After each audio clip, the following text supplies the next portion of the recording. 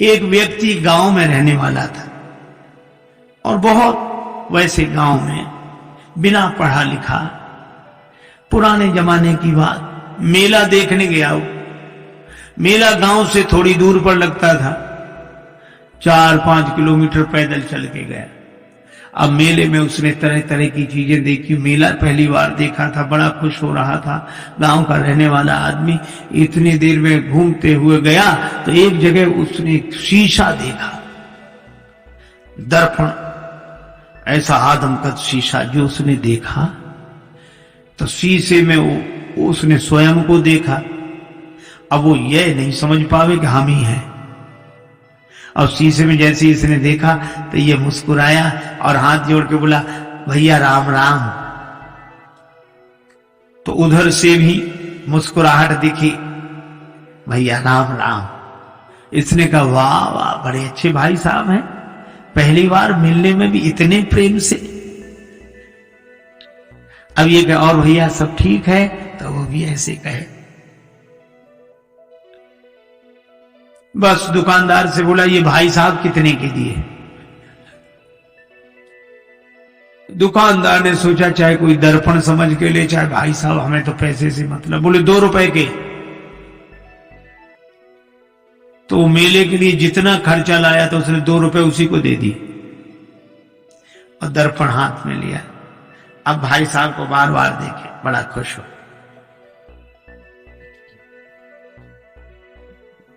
कृषक एक सीसा ले घर आयो, कृषक एक सीसा ले घर आयो, अपनों सो प्रिय साथी पाके, हेरी हेरी हर सायो। कृषक एक सीसा ले घर आयो, कृषक एक सीसा ले घर आयो। तन मन धन दर्पण पे वारे, दिन में केतिक बार निहारे, बार बार नतमस्तक है के, बैठक में लटकायो। कृषक एक शीशा ले घर, शीशा लेकर आया, बैठक में लटका दिया। अब वो तन मन धन दर्पण पे वारे, दिन में केतिक बार निहारे, अपनों सो प्रिय साथी पाके, हेरी हेरी हर साए। अब भीतर पत्नी के पास बैठे और थोड़ी देर में गए, अच्छा 1 मिनट रुक, अभी आया। फिर जाए, और भैया अच्छी तरह हो, बढ़िया है। फिर लौट कर आ जाए और मन में सोचे, बड़े अच्छे भाई साहब है, ना खाते हैं ना पीते हैं और हमेशा मुस्कुराते रहते हैं, प्रसन्न रहते हैं, बहुत अच्छे हैं भैया, वाह वाह। फिर जाए, फिर आ जाए। अब दिन में 2-3 बार ऐसे ही करे तो पत्नी को लगा कि पहले तो ये कभी ऐसे जाते नहीं थे, ये जाते कहां है? ठीक है, ये जब बाजार जाएंगे तब मैं देखूं। वो गए कहीं बाहर घूमने, पत्नी गई देखने कि देखूं तो क्या ये बैठक में क्या है जो बार बार। अब पत्नी गई तो वहां तो शीशा था और शीशे में जो पत्नी ने देखा तो उसे अपनी शक्ल दिखी। पत्नी बड़ी नाराज, अब मैं समझ गई, इसी की वजह से आता है। अब इसने मुक्का ताना, दांत कट गए, तू तो उधर से भी मुक्का ताना, दांत कट गए। बस संभ्रम चली आई घरवारी, सन्मुख सुंदर नारी निहारी, आए गई है सौत हमारी, क्रोध हृदय में छायो। कृषक एक सीसा ले घर आए। अब उसको बड़ा क्रोध हमारी सौत को ले आया है, इसी की वजह से आता है। और बस आग पड़ी, बस मैं न रहूंगी, बिस्खे हो या डूब मरूंगी। बिस खा लूंगी, मर जाऊंगी, कुएं में गिर जाऊंगी, बस रहूंगी नहीं, मैं तो अभी जाती हूं चाहे जो कुछ हो जाए। और रोना शुरू किया तो धाई सास बहू रानी ने कैसो रुदन मचायो। कृषक एक सीसा ले घर आए। उसकी सास दौड़ी, क्या हुआ क्या हुआ, बेटी क्यों रो रही, बहू क्यों रो रही है? बहू बोली, अपने बेटे की करतूत देखो, बैठक में किसको लाकर बिठाया, और मैं तो रहूंगी नहीं, चली जाऊंगी। और सास बोली नहीं मैं देखती हूं। अब सास गई और सास ने बैठक में जाके जो दर्पण देखा तो उसे बुढ़िया दिखाई पड़ी। दिखेगी तो सास क्या बोली, अच्छा आप भाई राम राम। वो भी राम राम। क्षमा करना बहू समझ नहीं पाई। फिर बहू को डांट कर बोली, क्या कह रही है तू? बुढ़िया है, वृद्धा माता हमारी उम्र की है, सेवा के लिए लाया होगा। आई चली सास तत्क्षण में वृद्धा दीख पड़ी दर्पण में। बहू से बोली, अरी बावरी या बुढ़िया पर मेरो लाल लुभायो।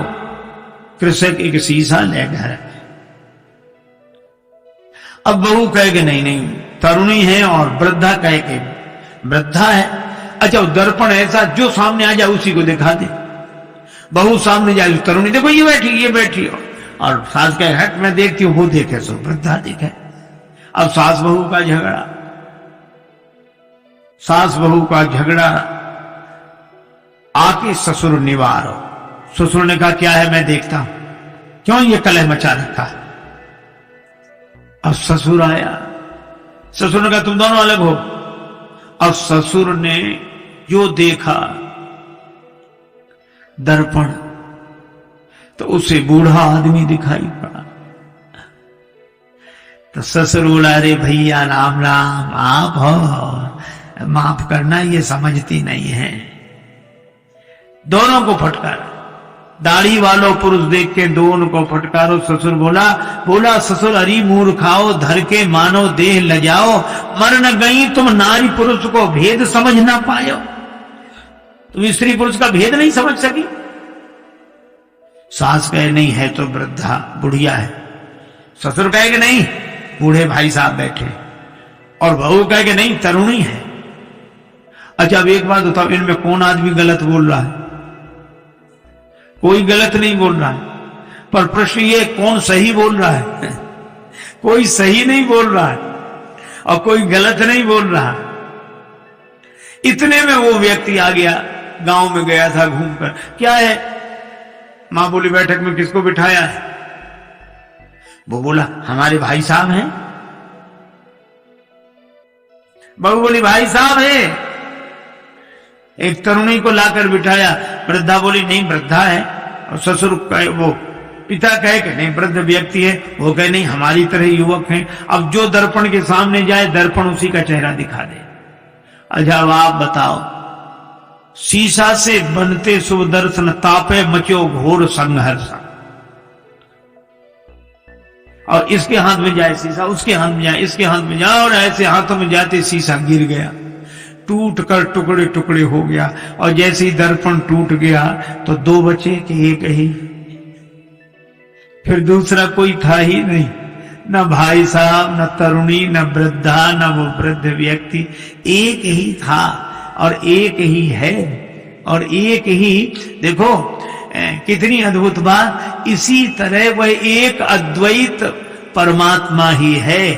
प्रेम में वह अनन्यता में एक होकर रहता है, ज्ञान में वह अद्वैत में एक होकर रहता है। ये तो माया के दर्पण के कारण द्वैत की अनुभूति हमें होती है, और हम अपने ही उस चेहरे को एक में दो देख लेते हैं, भाई साहब और ये और वो, सब सारा संसार बन जाता है। लेकिन एक आदमी की अंगूठी खो गई, बड़ा परेशान। एक महात्मा मिले, महाराज मेरी अंगूठी खो गई, आप तो सर्वज्ञ हैं, सब जानते हैं, तो बताएं मेरी अंगूठी कहाँ है, बड़ी कृपा होगी। महात्मा बोले मैं बता दूंगा। तो बताओ महाराज कहाँ रह गई? कुर्ते की जेब में है, तकिए के नीचे है, कि मकान में रह गई, कहाँ रह गई? अंगूठी मिल नहीं रही। महात्मा बोले अंगूठी कहीं भी हो, पर जहां भी होगी सोने में ही होगी। अंगूठी सोने से अलग हो ही नहीं सकती है? और सच्ची बात है, हम सबसे अलग हो सकते हैं पर भगवान से अलग हो ही नहीं सकते।